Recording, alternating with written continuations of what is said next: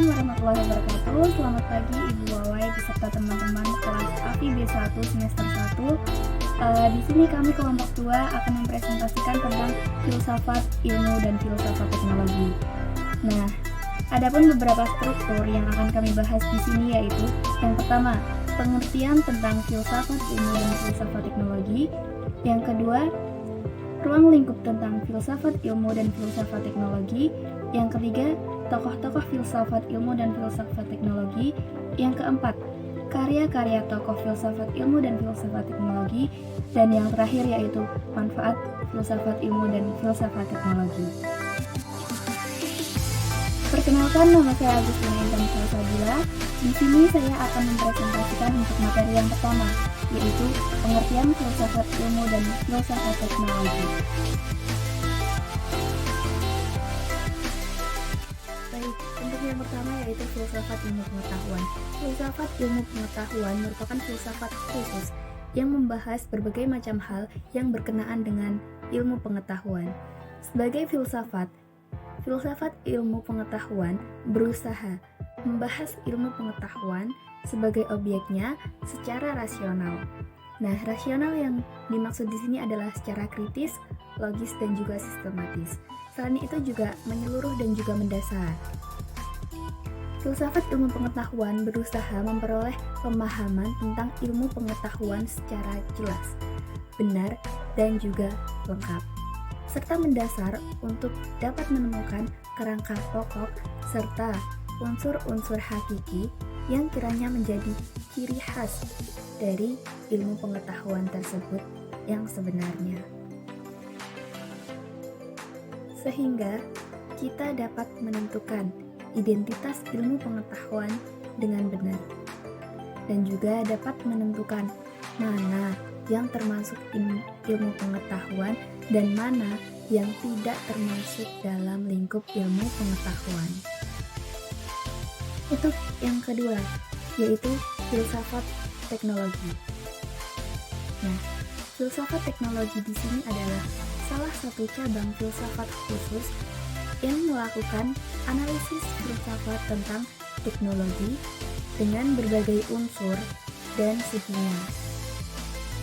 Filsafat teknologi berusaha menyajikan suatu penjelasan yang beralasan tentang arti dan sifat dasar teknologi.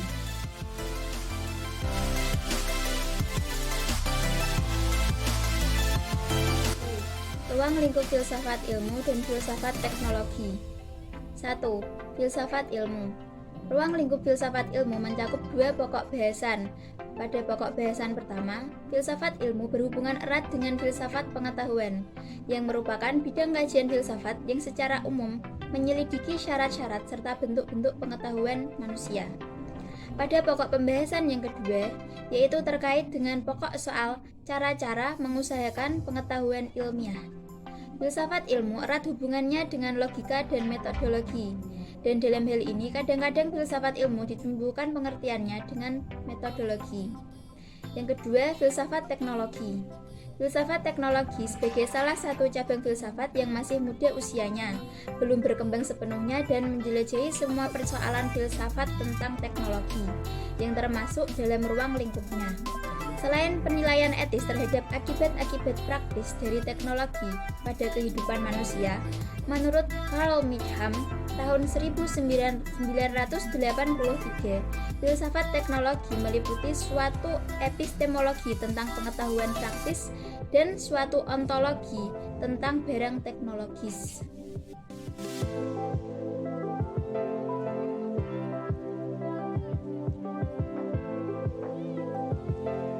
Assalamualaikum warahmatullahi wabarakatuh. Perkenalkan, nama saya Yusuf Aditya. Di sini saya akan menjelaskan tentang tokoh-tokoh dalam filsafat ilmu dan filsafat teknologi.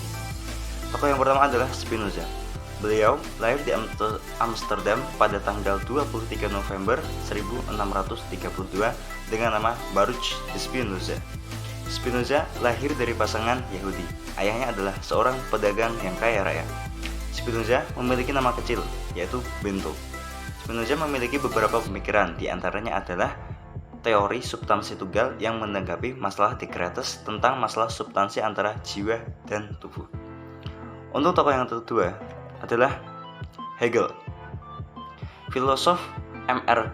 Cohen menyebut Hegel merupakan filosof terbesar pada abad ke-19. Untuk menjelaskan filsafatnya, Hegel menggunakan dialektika sebagai metodenya.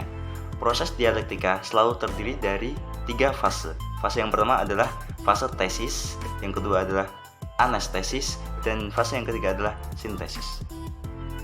Untuk tokoh yang ketiga, yaitu Immanuel Kant. Kant adalah seorang filsuf yang mampu mendudukan kembali kedudukan masing-masing dari akal dan iman pada posisinya masing-masing.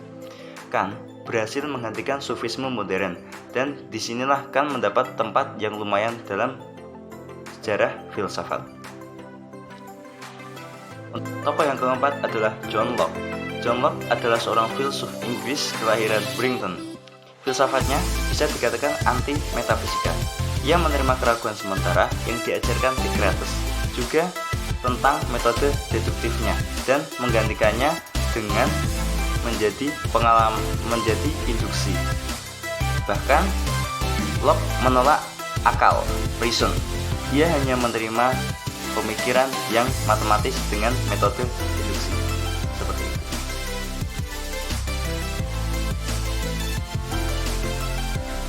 Assalamualaikum warahmatullahi wabarakatuh. Perkenalkan, nama saya Hasbi Asili. Saya dari kelompok 2 API B1. Di sini saya akan menjelaskan tentang karya para tokoh filsafat ilmu, filsafat teknologi. Saya hanya mengambil beberapa contoh dari karya para tokoh tersebut. Yang pertama ada karya Spinoza, 1632. Karya filsafat Descartes dapat dipahami dalam bingkai konteks pemikiran pada masanya, yakni adanya pertentangan antara scholasticism dengan keilmuan baru, Galilean Copernican. Atas dasar tersebut, ia dengan misi filsafatnya berusaha mendapatkan pengetahuan yang tidak dapat diragukan. Karya-karyanya antara lain, yang pertama ada Renati Descartes Principiorum Philosophiae, 1663, tentang prinsip filsafat Descartes. Yang kedua ada Tractatus Theologica Politicus, 1670, tentang traktat politis teologis. Yang ketiga ada Tractatus De Intellectus Emendense, 1677, tentang traktat perbaikan pemahaman. Yang keempat ada Ethica Geometrico Demonstrata, 1677, tentang etika yang dibuktikan secara geometris.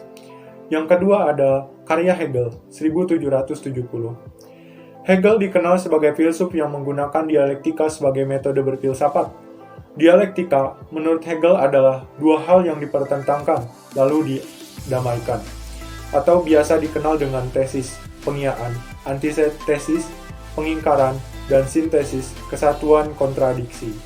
Karya-karyanya antara lain yang pertama ada The Phenomenology of Spirit, 1807. Yang kedua ada Science of Logic, 1812.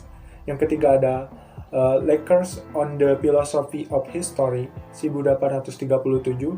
Yang keempat ada Glondinier der Philosophie des Rechts, 1820. Yang kelima ada Lecture on the Philosophy of Religion, 1832, dan lain-lain. Yang ketiga ada Immanuel Kant, 1724. Kant adalah salah satu pemikir terkemuka, pencerahan, dan biasa dibilang salah satu filsuf terbesar sepanjang masa. Pemikirannya mempengaruhi semua filsafat berikutnya, terutama sebagai aliran Kantianisme dan idealisme. Dalam dirinya, ada tren baru yang dimulai dengan rasionalisme, penekanan alasan, dari René Descartes, dan empirisme, menekankan pengalaman dari Francis Bacon. Karena itu, dia meresmikan era baru dalam pengembangan pemikiran filosofi. Karya-karyanya antara lain yang pertama ada Kritik atas Nalar Murni, 1781. Yang kedua ada Groundwork of the Metaphysics of Moral, 1785. Yang ketiga ada Kritik atas Akal Budi Praktis, 1788. Yang keempat ada Critique of Judgment, 1790. Yang kelima ada The Metaphysics of Moral, 1797, dan lain-lain. Yang keempat ada John Locke 1632. Salah satu pemikiran Locke yang paling berpengaruh di dalam sejarah filsafat adalah mengenai proses manusia mendapatkan pengetahuan. Ia berupaya menjelaskan bagaimana proses manusia mendapatkan pengetahuannya. Karya-karyanya antara lain yang pertama ada dua tulisan tentang pemerintahan 1689, An Essay Concerning Human Understanding 1695. Yang ketiga ada Same Talk Concerning Education 1693. Yang keempat ada Of the Conducts of the Understanding 1706. Yang kelima ada The Reasonableness of Chemistry 1695 dan lain-lain.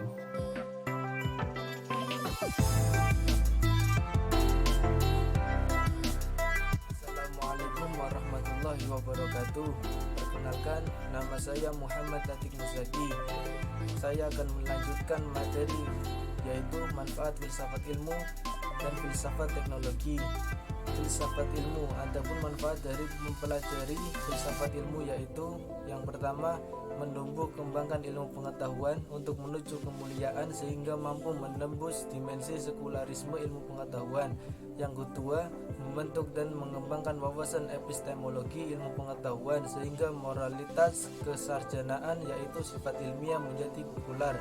Dengan demikian, iptek dapat dipertanggungjawabkan bukan hanya kepentingan subjek manusia, melainkan juga kepentingan alam sebagai kebutuhan yang menyeluruh. 3. Tuntutan etis ilmu pengetahuan dapat dipertanggungjawabkan sehingga kehidupan masyarakat yang adil dan sejahtera dan bahagia dalam kelestarian alam lingkungan semakin nyata. Yang kedua, filsafat teknologi. Adapun manfaat dari mempelajari filsafat teknologi yaitu yang pertama, mengembangkan ilmu teknologi dan perindustrian dalam batasan nilai ontologis.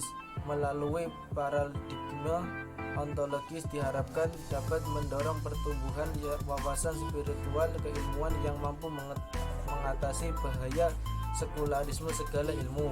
Pengembangan teknologi dan perindustrian dalam batasan nilai epistemologi. Melalui paradigma epistemologi diharapkan akan mendorong pertumbuhan wawasan intelektual keilmuan yang mampu membentuk sikap ilmiah. Yang ketiga, mengembangkan teknologi dan perindustrian dalam batas arkeologi. Melalui paradigma aksiologis diharapkan dapat menumbuh kembangkan nilai-nilai etis serta mendorong perilaku adil dan membentuk moral tanggung jawab. Sekian penjelasan dari saya, kurang lebihnya mohon maaf. Assalamualaikum warahmatullahi wabarakatuh. Baik, mungkin sekian yang dapat kami sampaikan dari kelompok 2. Kurang lebihnya mohon maaf. Wassalamualaikum warahmatullahi wabarakatuh.